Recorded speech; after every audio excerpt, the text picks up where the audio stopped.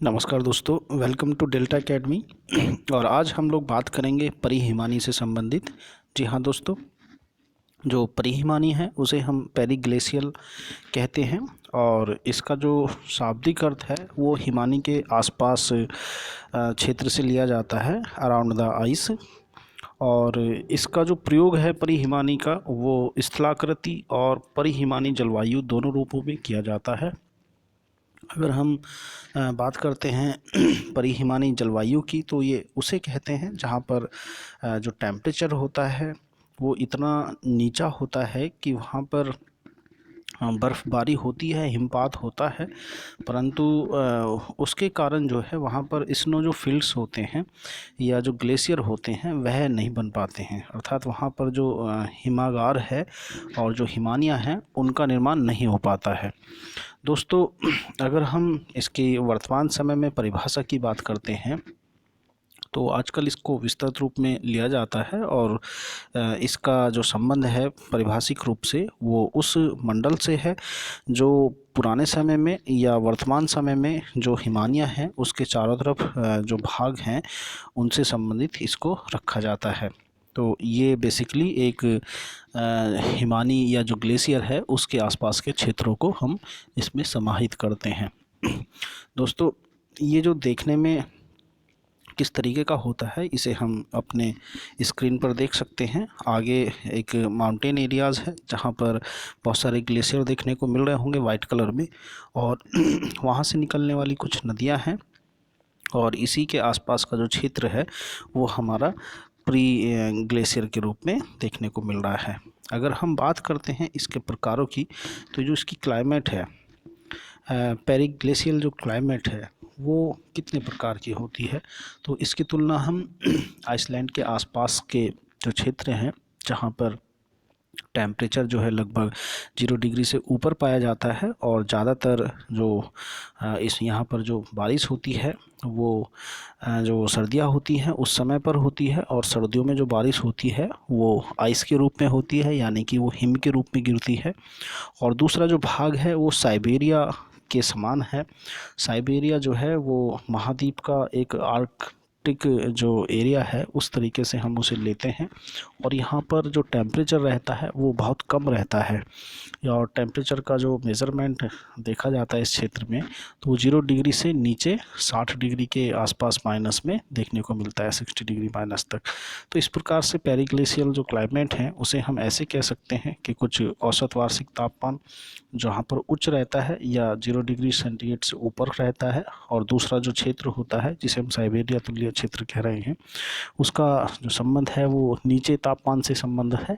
और नीचे तापमान से संबंध का मतलब है 0 डिग्री से लेकर माइनस में 60 डिग्री का जो तापमान है उससे संबंधित ये दो क्षेत्र रखे जाते हैं। तो इस प्रकार की क्लाइमेट या जलवायु जो है परिहिमानी क्षेत्र में पाई जाती है। अब हम बात करेंगे परिहिमानी क्षेत्रों के जो प्रकार हैं वो कितने प्रकार के होते हैं। तो सबसे पहले हम इसमें एक बहुत ही फेमस क्षेत्र है परिहिमानी का जिसे हम परमाफ्रॉस्ट के रूप में जानते हैं, और दूसरा क्षेत्र जो है वो एक्टिव लेयर या सक्रिय क्षेत्र के रूप में जानी जाती है।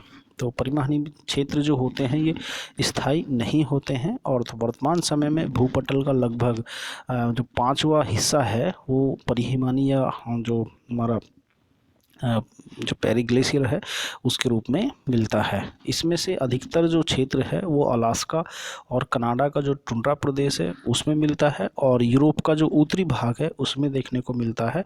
साथ ही साथ जब हम रसिया की बात करते हैं या एशिया क्षेत्र की बात करते हैं तो एशिया क्षेत्र में रूस का जो ऊपर वाला भाग है जिसे हम साइबेरिया के रूप में जानते हैं वह क्षेत्र जो है पेरिहिमानी के रूप में जो है परिहिमानी के रूप में पाया जाता है। दोस्तों, इसके जो क्षेत्र हैं ये दो भागों में हम बांट लेते हैं, एक परमाफ्रॉस्ट है और दूसरा सक्रिय एक्टिव है। अब अगर हम परमाफ्रॉस्ट की बात करते हैं तो ये उस क्षेत्र के लिए इसका प्रयोग करते हैं जहाँ पर जो तापमान है वो वर्षों तक जो है मेल्टिंग पॉइंट से नीचे, फ्रीजिंग पॉइंट से नीचे रहता है। एक बार फिर परमाफ्रॉस्ट जो है वो क्षेत्र होते हैं जहाँ पर जो टेम्परेचर होता है क्षेत्र का वो सालों भर या वर्षों तक, कई वर्षों तक, 10, 20, 50 हज़ार साल, 1 लाख साल, इस प्रकार से उनका जो टेम्परेचर होता है वो फ्रीजिंग पॉइंट से नीचे होता है। और ये जो क्षेत्र होते हैं ये ज़्यादातर फ्रोजन पोजीशन में पाए जाते हैं, हिमीकृत क्षेत्र या जमे हुए क्षेत्र, बर्फ़ से जमे हुए क्षेत्र मिलते हैं। दोस्तों अगर हम इसकी बात करते हैं गहराई के हिसाब से, तो परमाफ्रॉस्ट जो है उनकी गहराई जो है वो भी अलग अलग रूपों में देखने को मिलती है। कहीं पर ये 600 डिग्री जो गहराई है वहाँ तक मिल जाता है। आप लोग अपने स्क्रीन पर एक परमाफ्रॉस्ट देख रहे होंगे जो वाइट कलर में दिख रहा है। ये जो ज़मीन एक खाई के रूप में दिखाई दे रही है, इसके नीचे जो वाइट हमारा ये वाला जो भाग है, ये हमारा परमाफ्रॉस्ट है। और ये हमारा ऐसे क्षेत्रों में पाया जाता है जहाँ पर जो ग्लेशियर्स हैं उसके आसपास के जो क्षेत्र होते हैं, तो ये परमाफ्रॉस्ट है। अब हम इसके बारे में बात करेंगे परमाफ्रॉस्ट जो होता है वो क्या है। तो दोस्तों परमाफ्रॉस्ट जमा हुआ है और इसका जो टेम्परेचर होता है वो काफ़ी गहराई तक पहुंच जाता है। अगर हम इसके बारे में बात करते हैं गहराई की, तो गहराई में अगर हम साइबेरिया की बात करें तो साइबेरिया में भी नॉर्थ भाग, जिसे हम नार्डविक के रूप में जानते हैं, नार्डविक, इसकी गहराई लगभग 600 मीटर या उससे थोड़ा बहुत ज़्यादा होगी। इसी तरीके से साइबेरिया का जो ताइमीर जो पेनिजुला है, ताइमीर पेनिजुला में जो इसकी गहराई है लगभग 500 मीटर के आसपास मानी जाती है। और उत्तरी अलास्का जो है हमारा नॉर्थ अलास्का वाला पार्ट, उसमें 314 मीटर के आसपास है, जो अमेरिका के से संबंधित क्षेत्र है। और अगर हम बात करेंगे नॉर्थ कनाडा की, तो उसमें जो इसकी गहराई है परमाफ्रॉस्ट की वो कुछ ज़्यादा है, 450 मीटर गहराई है परमाफ्रॉस्ट का जो विकास हो पाया है यहाँ पर। दोस्तों ये कई प्रकार के होते हैं परमाफ्रॉस्ट जो हैं, कंटिन्यूस हो सकते हैं, डिसकंटिन्यूस हो सकते हैं या स्पोरेडिक हो सकते हैं। स्पोरेडिक मतलब एक डायगोनल फॉर्म में या विकर्ण फॉर्म में हो सकते हैं।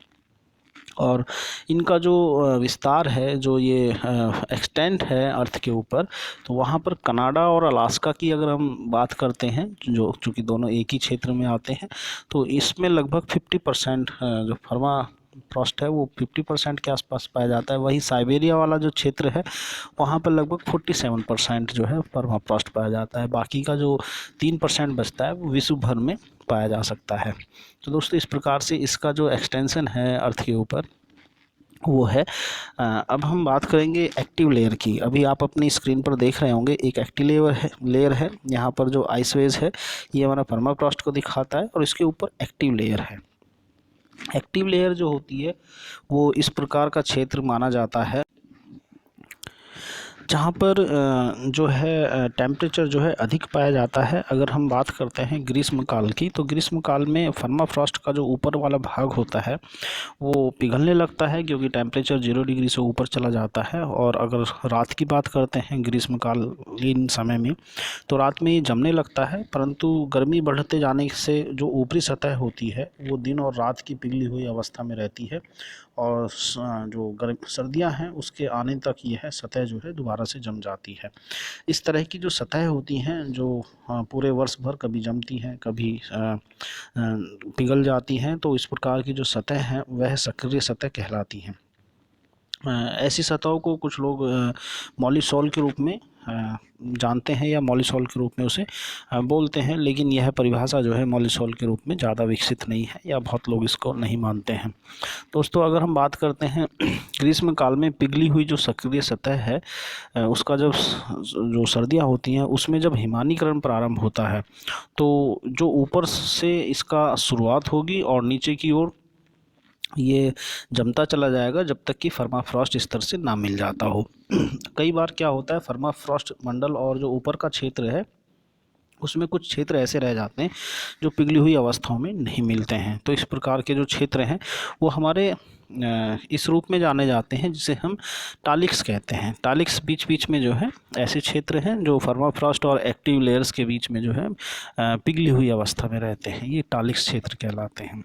दोस्तों आजकल परमाफ्रॉस्ट जो है वो बहुत चर्चा में है, क्योंकि जैसे जैसे ग्लोबल वार्मिंग का इम्पैक्ट बढ़ता जा रहा है वैसे वैसे परमाफ्रॉस्ट के आसपास जो पाई जाने वाली बर्फ़ है वो पिघल रही है। और इसके साथ साथ जो है इसमें जो पानी का स्तर है, समुद्र का तल जो है वो भी लगातार बढ़ रहा है। और साथ ही साथ परमाफ्रॉस्ट में जो वनस्पतियां दबी हुई हैं, जो लाखों सालों से दबी हुई हैं, जो कार्बन सिंक के रूप में कार्य कर रही थी, वो अब धीरे धीरे बाहर आ रही है। और उससे जो है वनस्पतियां जो उसमें फंसी हुई थी वो सड़ रही हैं, गल रही हैं, या किसी भी रूप में जो है वो एक कार्बन साइकिल के ऊपरी भाग में पहुंच जा रही हैं। अर्थात उससे कार्बन डाइऑक्साइड या फिर जो मीथेन है, उस प्रकार की गैसें जो हैं वो वायुमंडल में निस्सृत हो रही हैं या उसमें एमिट हो रही हैं। और इससे ग्लोबल वार्मिंग जो है और तेज़ी से बढ़ रहा है। अगर हम इस प्रक्रिया को नहीं रोक पाए तो एक दिन हम अपना पूरा परमाफ्रॉस्ट खो देंगे। कुछ लोगों के लिए अवसर का भी मौका है। जैसे हम बात करते हैं रसिया की या नॉर्वे वाले जो क्षेत्र हैं जहाँ पर परमाफ्रॉस्ट पाया जाता है, या इसी रूप में कनाडा का ऊपरी क्षेत्र जो है, तो इनके लिए ये एक अवसर का भी मौका है, क्योंकि यहाँ पर वर्ष भर लगभग बर्फ़ जमती रहती है। या फिर ये कहें कि ये जो क्षेत्र है मानवीय दशाओं के लिए रहने के लिए उपयुक्त नहीं है। लेकिन जैसे जैसे परमाफ्रॉस्ट पिघल रहा है तो ये जो इसके नीचे दबी हुई भूमि है वो ऊपर आ रही है, और उसका प्रयोग जो है हम अब खनन के रूप में कर सकते हैं। तो यहाँ पर जो देखने को मिलता है खनिक रूप में, तो मिनरल्स काफ़ी मात्रा में मिलते हैं। स्पेशली जो है जो हमारा मिनरल ऑयल है, जिसे फॉसिल फ्यूल के रूप में कहते हैं, पेट्रोलियम कहते हैं, उसकी मात्रा बहुत अधिक है। साथ ही साथ यहाँ पर गैस भी हैं, जो पेट्रोलियम गैस हैं और नेचुरल गैसेस हैं, उनके भी सोर्स यहाँ पर देखने को मिलते हैं। तो इसलिए रसिया जैसे देश जो हैं आज खुश दिखाई देते हैं। लेकिन ओवरऑल पृथ्वी पर जो है एक ग्लोबल वार्मिंग का इम्पैक्ट जो है परमाफ्रॉस्ट के पिघलने पर देखने को मिल रहा है। तो दोस्तों, उम्मीद है ये वाली जो क्लास है आप लोगों को पसंद आई होगी। इसी तरीके की रोचक जानकारी के साथ पुनः उपस्थित होंगे। Bye bye.